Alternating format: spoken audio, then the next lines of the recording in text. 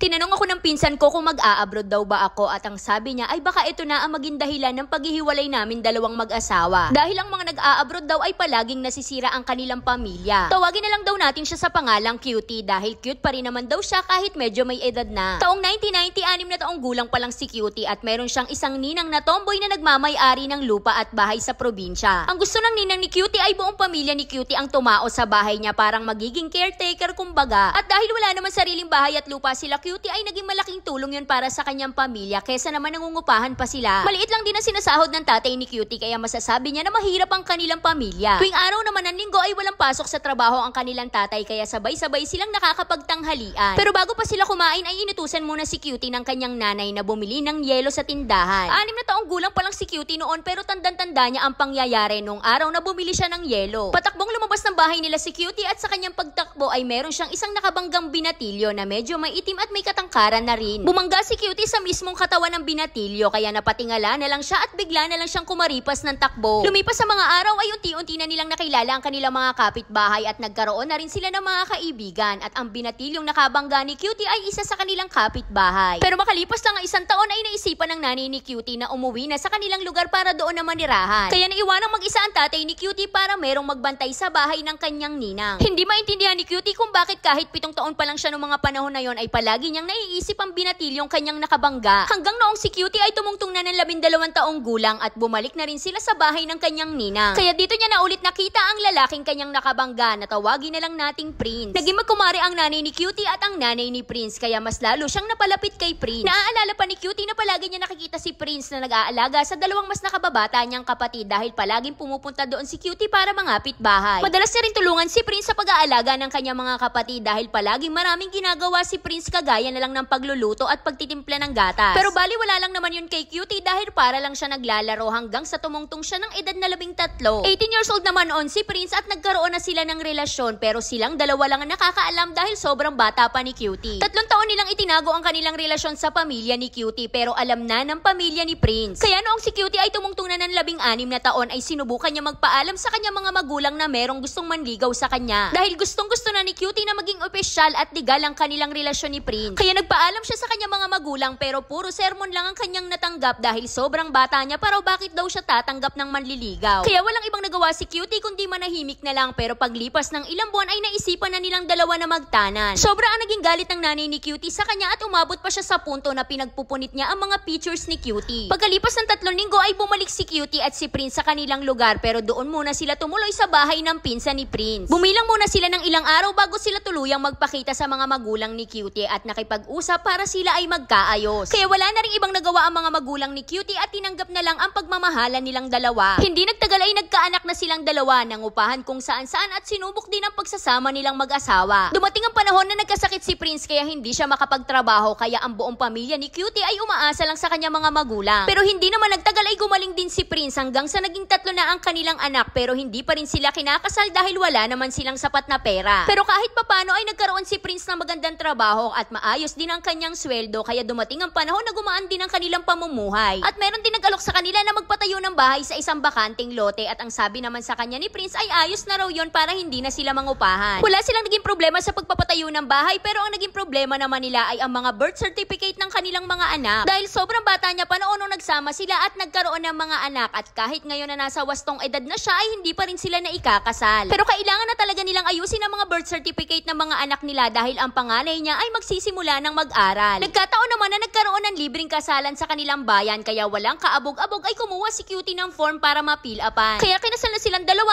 at naayos na rin nila ang mga problema sa mga pangalan ng kanilang mga anak. Hanggang sa noong minsan ay bigla nilang naisipan ni Cutie na tuparin ang isa sa kanyang mga pangarap na makapag-abroad. Maayos naman ang trabaho ni Prince at meron na rin silang sariling bahay pero nakatatak sa kanyang isipan na hindi pwedeng si Prince lang ang may trabaho. Gusto niya rin matulungan si Prince dahil bigla na lang lumaki ang kanilang pamilya at gusto niya na rin makatulong sa mga magulang niya. Nag-apply na pa abroad noon si Cutie kaya madalas din silang kapusin sa budget dahil medyo magastos ang kanyang pag-a-apply. Isang umaga ay kinapos silang mag-asawa sa pera kaya naisipan muna nilang dumaan sa bahay ng pinsan ni Prince para makahiram ng pamasahe. Si Cutie ay pupunta ng agency Cutie habang si Prince naman ay papasok ng kanyang trabaho. Nakahiram naman sila ng pera pero nalaman ng pinsan ni Prince na mag-a-abroad na pala si Cutie. Nang bigla na lang nagsalita ang pinsan ni Prince at sinabing mag-a-abroad ka ba, baka dyan na kayo magkahiwalay. Dahil kadalasan na nag-a-abroad ay nasisira ang kanilang pamilya. Sobrang naging mabilis lang ng kanyang pag-alis dahil 1 buwan lang ang nakalipas ay nakapag-abroad na agad si Cutie. Masaya si Cutie dahil mabait ang kanya naging amo pero kahit papano ay malungkot dahil maiiwanan niya ang kanyang pamilya at ang kanyang mga magulang. At noong nag-abroad siya ay wala siyang nadalang cellphone dahil iisang cellphone lang ang pagmamayari nilang dalawang mag-asawa kaya iniwanan niya na yon para kay Prince. 1 buwan pa ang nakalipas bago nakatawag si Cutie kay Prince. Nakigamit lang siya ng cellphone ng kanyang katrabaho. Hanggang sa nakabili na siya ng cellphone na di keypad kaya nagkaroon na sila ng maayos na communication ni Prince. Kaya palagi na siyang naitetext ni Prince at ng kanyang pamilya pero sobrang dalang lang makareply ni Cutie dahil sobrang mahal ng text simula sa abroad papunta ng Pinas. Hindi na masyadong naho-homesick si Cutie dahil only ang text sa kanya ng kanyang asawa kahit hindi siya masyadong makapag-reply. Kaya nasanay si Cutie na palaging nag-a-update sa kanya si Prince. Palagi niya sinasabi kung ano ang kinakain nila at kung ano ang kanilang ginagawa. Hanggang sa tumungtong na ng 7 buwan si Cutie sa abroad, 4:00 yon ng isang madaling araw. Nang makatanggap siya ng tawag mula sa isang kaibigan sa Pilipinas at sinabi sa kanya na wag daw siyang mabibigla. Wala na si Prince at atake sa puso ang sanhi ng kanyang pagpanaw. Kaya sobrang humagulgol na lang sa pag-iyak si Cutie dahil kahit nagpaalam siya sa kanyang amo na umuwi ng Pilipinas ay hindi naman siya pinayagan. Alam daw ba natin yung pakiramdam na kailangan mo magtrabaho habang yung asawa mo ay pinaglalamayan. Hanggang sa araw na ililibing na si Prince, tumawag kay Cutie ang kanyang kuya. Sinabi ni Cutie sa kanyang kuya na itapat sa ibabaw ng kabaong ni Chris sa may bandang tenga at doon na lang siya magpapaalam sa kanyang asawa. Humingi siya ng tawad sa kanyang asawa dahil sa kahuli-hulihang sandali ay wala siya sa tabi niya. Minsan ay naiisip ko na hinintay niya lang na makaalis ako at magkaroon ng maayos na trabaho para maging handa kami sa magiging pag-iwan niya. Taong 2000 nung kami ay nagtanan at taong 2010 nung kami ay kinasal. 2011 nung ako ay nakapag-abroad at 2012 po siya pumanaw. Kaya 1 taon at 5 buwan pa lang kaming kasal nung iniwanan niya kami at 3 taon pa po bago ako nakauwi ng Pilipinas. Yun pa lang ang unang beses na nakadalaw ako sa puntod niya. Hanggang ngayon po ay pabalik-balik na lang ako dito sa abroad dahil ako na lang po ang inaasahan ng 3 naming anak. Hindi na po ako nakapag-asawa ulit dahil nakafocus na lang po ako sa mga anak ko at pinagpapasalamat ko na kaya ko silang itaguyod kahit ako na lang mag-isa. Wedding anniversary po namin ng aking asawa sa darating na October 10.